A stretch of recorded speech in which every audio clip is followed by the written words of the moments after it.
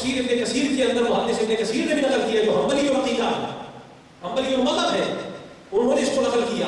اور ساری باتیں چھوڑ دو، کیا جھگڑنا ہے. صحیح مسلم کو اٹھا لے اور باب ہے فضل لیلۃ القدر، لیلۃ القدر کی فضیلت میں، اس میں حضور نے خود فرما دیا ہے کہ لیلۃ القدر 27ویں کی رات ہے.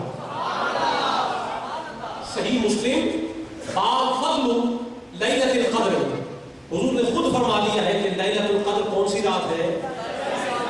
لیلۃ القدر کون سی رات ہے؟ یہاں تک تو تاریخ کے بعد ختم ہو گئے. اب اس پہ ہم سے جس نے جھگڑنا ہے وہ ہم سے نہ جھگڑے، وہ مدینے کا رخ اختیار کرے، اور وہاں جھگڑا ہو ہی نہیں سکتا. کیوں کہ وہاں تو جھگڑوں کے فیصلے ہوتے ہیں، جھگڑے تو نہیں ہوتے ہیں. اور وہاں سے فیصلہ آ گیا ہے، اور آج نہیں آیا، 1400 سال پہلے آیا ہے. اور صحیح مسلم نے ہم تک پہنچایا ہے کہ لیلۃ القدر 27ویں کی رات ہے. اب اس کو شب قدر کیوں کہا جاتا ہے؟ یہ بھی ایک سوال ہے. اس کو شب قدر کیوں کہا جاتا ہے؟ پہلی بات یہ کہ اللہ نے مصطفیٰ کی شان قرآن میں جو بیان کی ہے نا، اس کو سمجھ لیجیے. سارا قرآن مصطفیٰ کی نام، اور اس میں اللہ نے فرمایا ما کان محمد ابا احد من رجالکم ولکن رسول اللہ وخاتم النبیین. محمد مصطفیٰ ختمی مرتبت ہے، وہ خاتم المرسلین ہے، خاتم النبیین ہے، ان پر رسالت تمام ہو گئی ہے. ان کے بعد نبی اور رسول نہیں آنا، تو جس کے بعد نبی اور رسول نہ آئے وہی تو سب سے بڑی قدر والا ہوتا ہے. اگر اس کے بعد کسی نے آنا ہو تو اس کو سب سے بڑی قدر والا نہیں کہا جاتا. اور ہمارے لیے اور آپ کے لیے فرمایا، مصطفیٰ کے وسیلے سے فرمایا کنتم خیر امہ، تم ساری امتوں میں سب سے بہتر ہو. تو جو سب سے بہتر ہوتا ہے اسی کو تو قدر والا کہا جاتا ہے. تو معلوم یہ ہوا جس نبی کو یہ قدر کی رات دی گئی وہ نبی قدر والا نبیوں میں، اور جس امت کو دی گئی وہ امتوں میں قدر والی. تو رب نے فرمایا سن لو، یہ قدر والی رات کسی اور کو نہیں دینی، قدر والے نبی کو دے دو اور قدر والی امت کو عطا کر دو.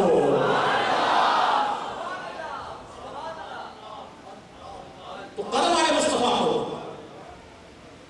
مصطفیٰ کو لیلۃ القدر ملی ہے، اور یہ مصطفیٰ کی ایک شان ہے.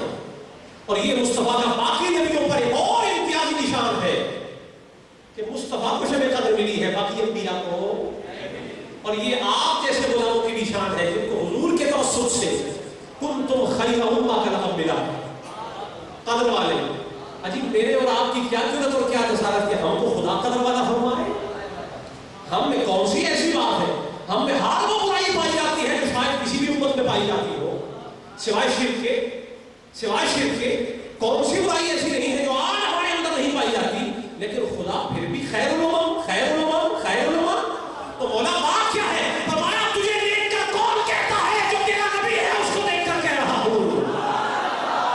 جس کی غلامی کا پٹا میرے گلے میں ہے میں اس مصطفیٰ کو پکڑ رہا ہوں. میں تو سائیوں کا چہرہ دیکھ کر خیر الامم کہہ رہا ہوں. تیری کیا حیثیت ہے تو خیر الامم بن جا؟ یہ تو سائیوں کا کمال ہے، یہ تو نجبات کی بات ہے، یہ تو آقا کی بات ہے، یہ تو مولا کی بات ہے، یہ تو مالک کی بات ہے. فرمایا جس کو قدر والا بنا لیا ہے، اب جو اس کا ہو گیا ہے وہ بھی قدر والا ہو گیا ہے.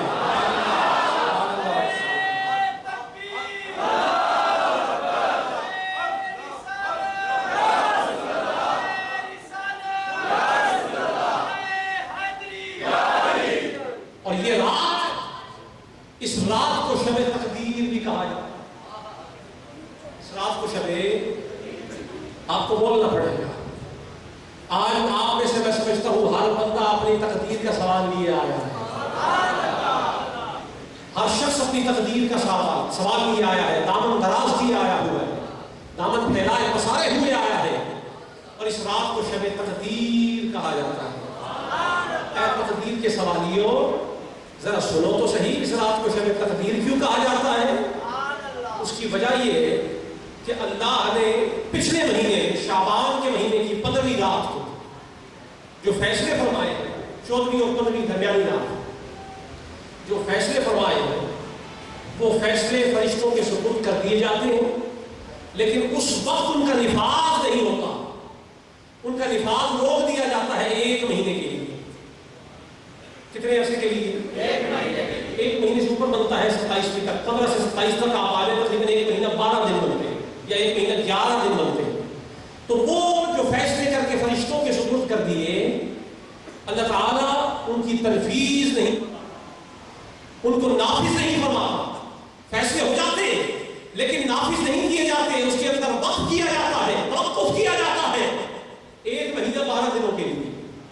اور 1 مہینہ 12 دن کے بعد جب شب قدر آتی ہے نا تو پھر رب اعلان فرماتا ہے یمحو اللہ ما یشاء ویثبت، میں جسے چاہتا ہوں اسے مٹا دیتا ہوں اور جسے چاہتا ہوں اسے قائم رکھتا ہوں. لوگوں میں نے فیصلہ کر دیا تھا بدلی رات کو شعبان کی، لیکن اگر تم پر صادر کرنا ہوتا تو شب قدر نہ رکھی ہوگی. اب جس نے فیصلہ بدلوانا ہے شب قدر کو جان لے، جو چاہے گا لکھ دیا جائے گا.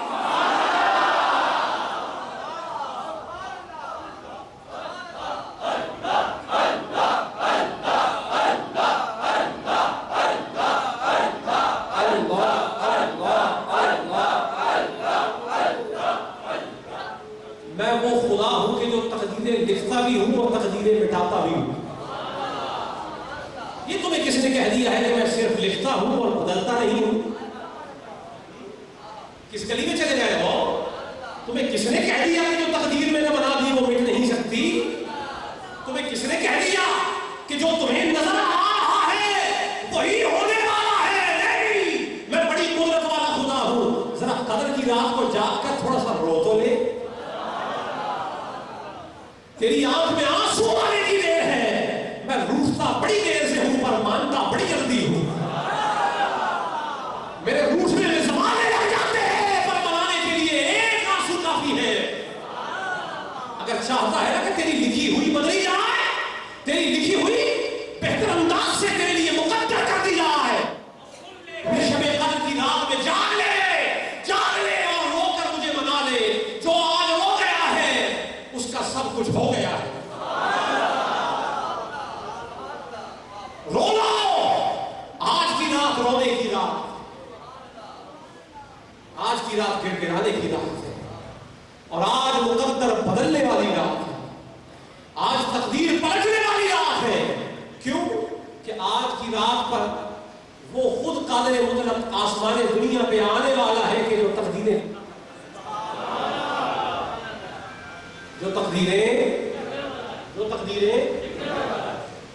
آسمان دنیا پر نزول اجلال فرماتے صفات کے ساتھ، اور اللہ تعالیٰ پکار کر کہتا ہے کوئی مجھ سے مانگنے والا ہے، کوئی مجھ سے سوال کرنے والا؟ تو آج قدر کی رات ہے.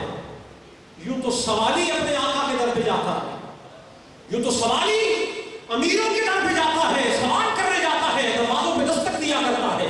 واہ کیا رات آئی ہے کہ آج آقا خود دینے چلا آیا ہے. آج قریب میں سنا آئی ہے کوئی مجھ سے مانگنے والا؟ آج قریب سنا آ رہا ہے، آج قریب للکار رہا ہے، لیکن ملے گا اس کو نہیں جو بستر میں سو رہا ہے. میں نے کہا نا آج جاگنے کی رات ہے، جاگوں کو ملے گا، سوتوں کو نہیں ملے گا. جو آج سوئے گا اس کا مقدر بھی سو جائے گا. تو مولا پکار کر کہہ رہا ہے کوئی مجھ سے مانگنے والا؟ ہے کوئی مجھ سے مانگنے والا؟ تو یہ شب تقدیر ہے. اس رات میں تقدیر لکھی جاتی ہے اور اس رات میں مقدر بدلے جاتے ہیں. اور عربی میں قدر تنگی کو بھی کہا جاتا ہے. عربی میں قدر تنگی کو بھی کہا جاتا ہے.